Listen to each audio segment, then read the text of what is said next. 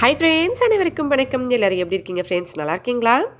இந்த வீடியோவில் நம்ம ரொம்ப ரொம்ப ஹெல்தியான ஒரு ஈஸியான ரெசிபி தான் பார்க்க போகிறோங்க. அது என்னென்னா மத்தி மீன். ஸ்பெஷலாகவே வந்து பார்த்தோம்னா மத்தி மீன் எல்லாருக்கும் ரொம்ப பிடிக்கும். ஆனால் அதில் இந்த முள் காரணமாகவே வந்து யாருமே வாங்க மாட்டாங்க. அதோட ரேட்டும் ரொம்ப ரொம்ப வந்து கம்மியான ரேட்டில் தான் இருக்கும்.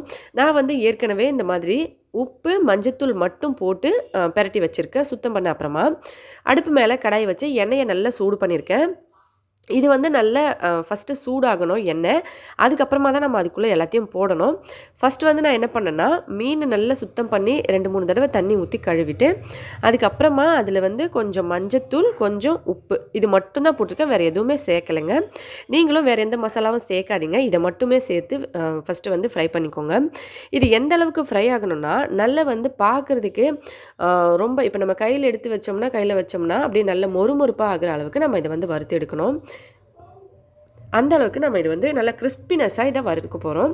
நீங்கள் வேறு ஏதாவது மசாலா ஐட்டம்ஸ்லாம் சேர்த்திங்கன்னா மீன் வந்து சாஃப்டாகவே இருக்கும். மொறுமொறுப்பான இதுக்கு வரவே வராது. அதனால தான் நான் எந்த மசாலாவும் சேர்க்க வேண்டாம் அப்படின்னு சொல்லியிருக்கேன். இதை வந்து நம்ம இன்னும் கொஞ்சம் ஸ்பைசியாக மசாலாலாம் போட்டு எப்படி பண்ணுறதுன்னு சொல்லி நம்ம பார்க்கலாம். ஆனால் ஃபஸ்ட்டு வந்து வறுக்கும்போது கண்டிப்பாக மஞ்சத்தூள், உப்பு மட்டும் சேருங்க. வேறு எந்த மசாலாவும் சேர்க்காதீங்க. நல்ல இந்த மாதிரி பாருங்கள். பார்த்தீங்கனாலே உங்களுக்கு தெரியும் அது வறுபட்ட அப்புறமா எப்படி நல்ல குச்சி மாதிரி அப்படியே மீன் வந்து இருக்குன்னு சொல்லி. நீங்கள் மத்தி மீன் இல்லைங்க, எந்த மீனாக இருந்தாலுமே இதே போல் நீங்கள் செய்யலாம். ஆனால் ஸ்பெஷலி வந்து மத்தி மீனில் தான் நிறைய முள் இருக்கும். ரேட் வந்து ரொம்ப கம்மியான இப்போ வந்து ஒடிஷாவில் வந்து பார்த்திங்கன்னா 1 கிலோவே ₹40 தான் இப்போது இந்த கிளைமேட்டுக்கு. ஒரு டைமில் வந்து ₹20 கூட விற்பாங்க. ஒரு டைமில் சொல்ல முடியாது ₹100 கூட இருக்கும்.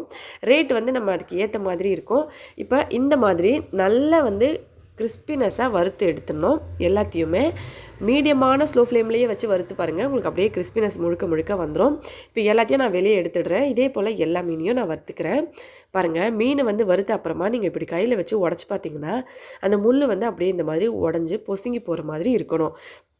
இப்போ ஒரு நம்ம பொரி எடுத்து கையில் எப்படி உடைச்சோம்னா அப்படியே புசுங்கி போயிடும். அந்த மாதிரி கிறிஸ்பினஸ்க்கு நம்ம வந்து வறுத்து எடுத்துக்கணும். இந்த மாதிரி இந்த முள்ளை வந்து நான் வெளியே எடுத்து காட்டுறேன் பாருங்கள். மீன் வந்து அப்படி இருக்குது.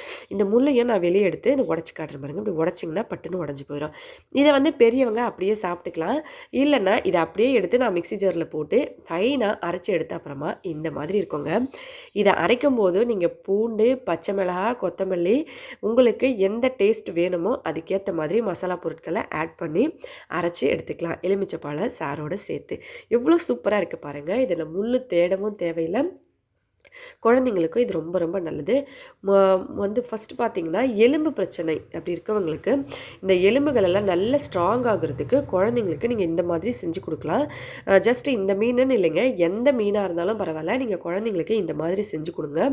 அதை முள்ளையும் சேர்த்து முடிஞ்ச வரைக்கும் குழந்தைங்களுக்கு சமைச்சு கொடுத்தோம்னா அந்த முள்ளில் இருக்க எலும்பு சக்திகள் முழுக்க முழுக்க குழந்தைங்களுக்கு கிடைக்கும்.